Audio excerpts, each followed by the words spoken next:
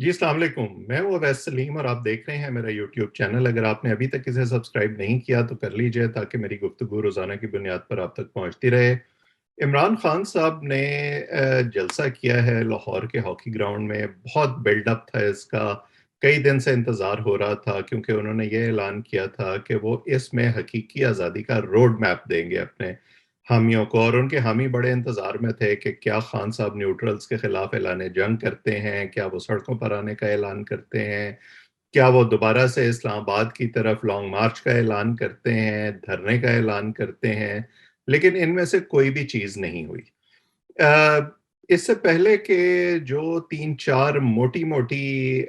बातें मैंने नोटिस की उनकी पूरी तकरीर में, तकरीबन 2 घंटे तक वो बोलते रहे।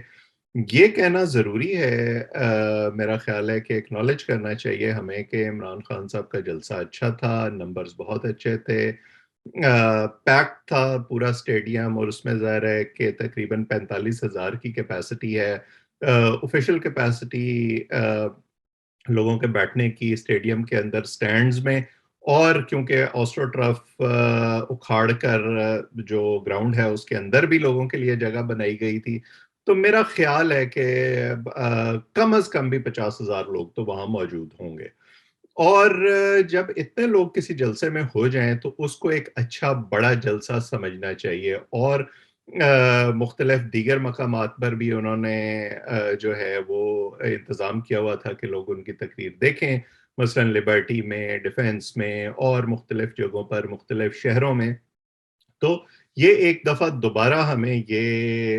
एविडेंस मिला है कि इमरान खान साहब की जो क्राउड पुलिंग पावर है, जो उनकी पॉपुलैरिटी है, वो अभी तक बरकरार है। उनके मुखालफिन जो हैं, वो भले जो मर्ज़ी कहते रहें इस बारे में कि जी वो एक ही तकरीर को बार-बार दोहराते हैं, उसमें कोई नई चीज़ नहीं होती। लेकिन उनके हामी जो हैं, वो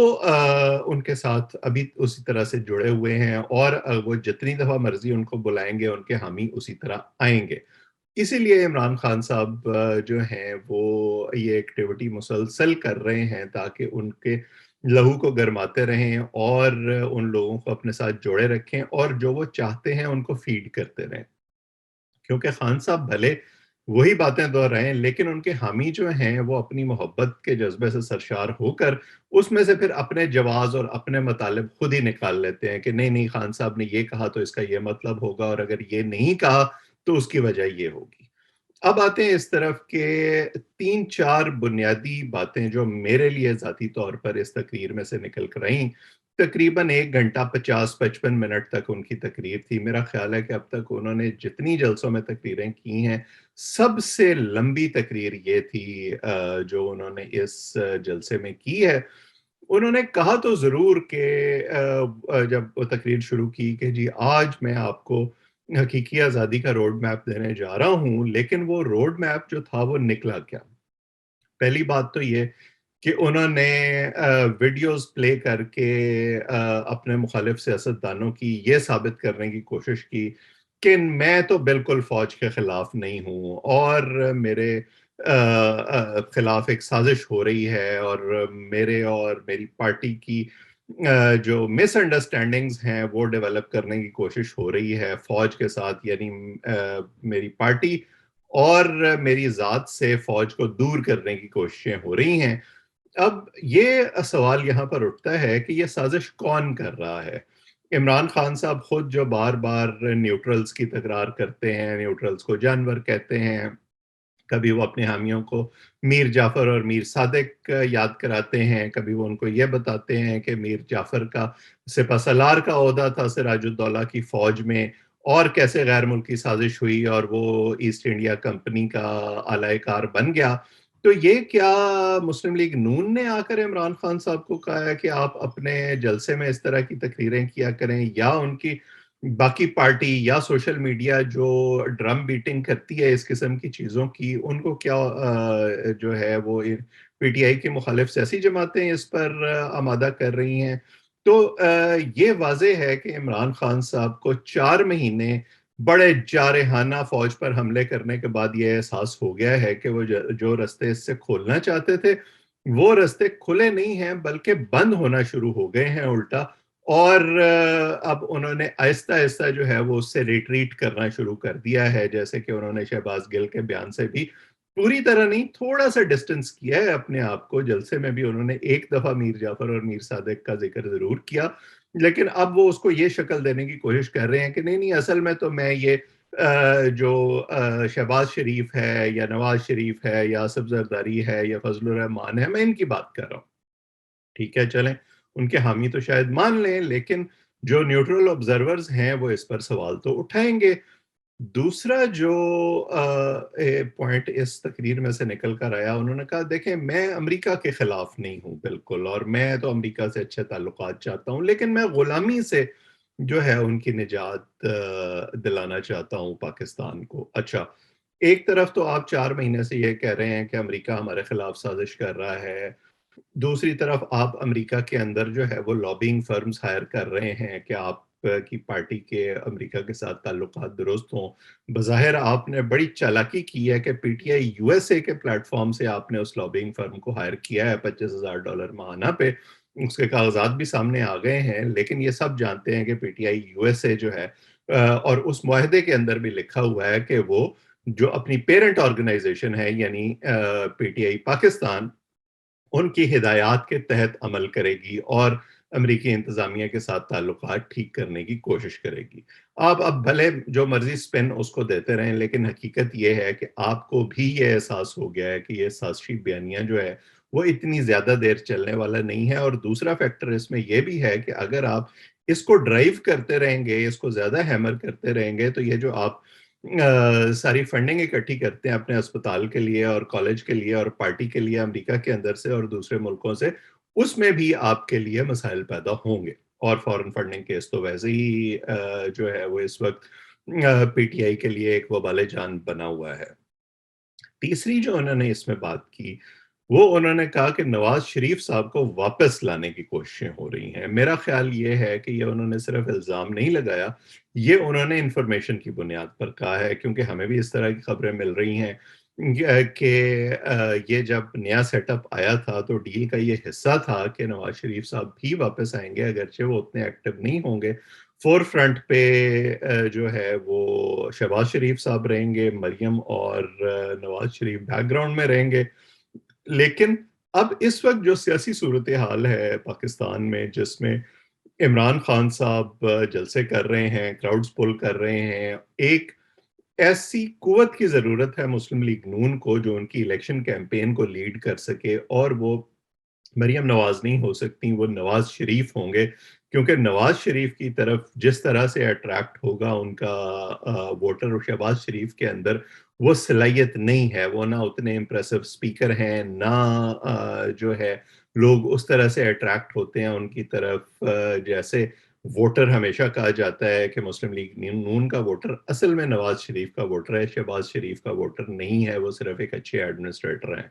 یہ اب بڑا انٹرسٹنگ ہوگا کہ جب نواز شریف صاحب واپس آتے ہیں، کیا وہ اسلام آباد آتے ہیں یا لاہور آتے ہیں، اور اس کے بعد پاکستان کی سیاست کیا رخ اختیار کرتی ہے۔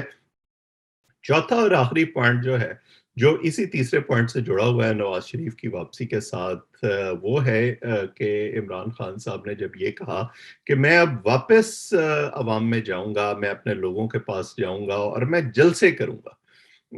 اور انہوں نے ایک وہ پرچہ نکال کر پوری لسٹ بھی گنوائی کہ وہ کس کس شہر میں جلسے کریں گے، سندھ میں بھی جائیں گے، اور ان کے خیال میں اب وہ سندھ کو بھی غلامی سے آزاد کروا سکتے ہیں پیپلز پارٹی کی۔ لیکن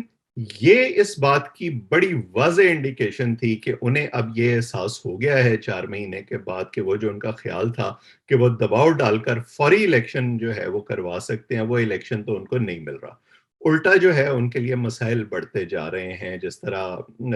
جو ہے وہ شہباز گل کا واقعہ ہوا یا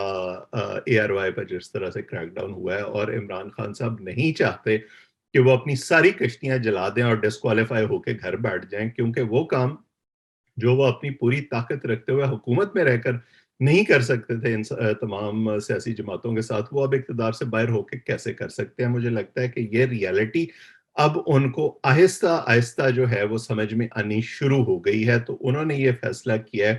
کہ ٹھیک ہے پھر مجھے کوئی نہ کوئی ایکٹیویٹی تو چاہیے، اور ان کے اندر تحریک تو ویسے ہی بہت زیادہ ہے، وہ ایجیٹیشنل پالیٹکس میں بلیو کرتے ہیں، اقتدار کے اندر رہتے ہوئے بھی وہ کنٹینر سے نیچے نہیں اترے، تو اب وہ ایک طرح سے ایک طویل الیکشن مہم میں چلے جائیں گے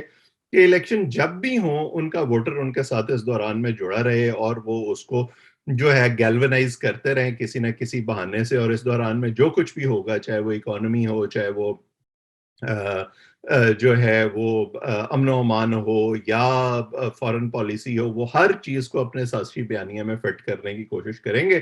آپ، اور ایک طرح سے وہ یہ چاہتے ہیں کہ ان کو ایک ہیڈ سٹارٹ بھی مل جائے کہ جب نواز شریف آئیں اور وہ یہ سلسلہ شروع کریں تو عمران خان صاحب اس سے پہلے ہی یہ کر رہے ہوں۔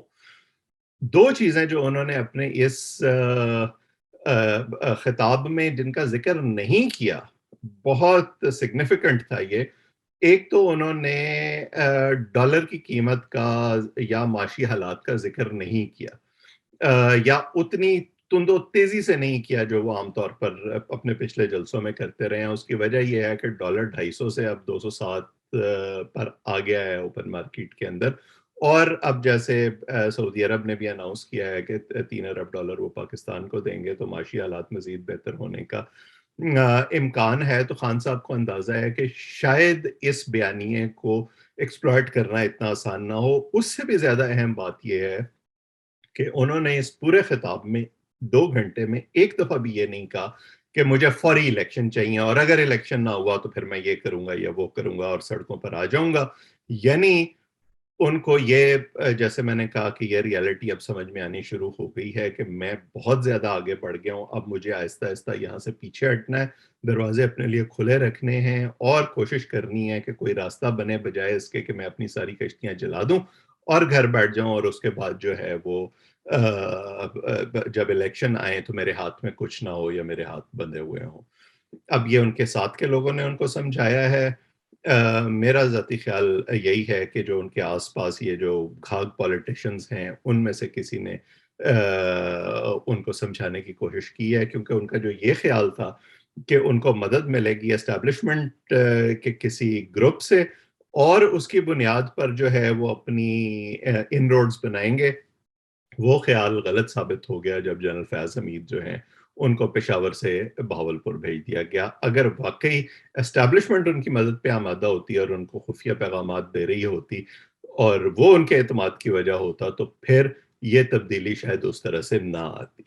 یہ میرا تجزیہ تھا عمران خان صاحب کی تقریر پہ، اور اس پر مزید بھی بات کرتے رہیں گے۔ آپ اس چینل کو سبسکرائب کریں تاکہ یہ گفتگو آئندہ بھی آپ تک پہنچتی رہے۔ آج اتنا ہی، آپ سب کا بہت بہت شکریہ۔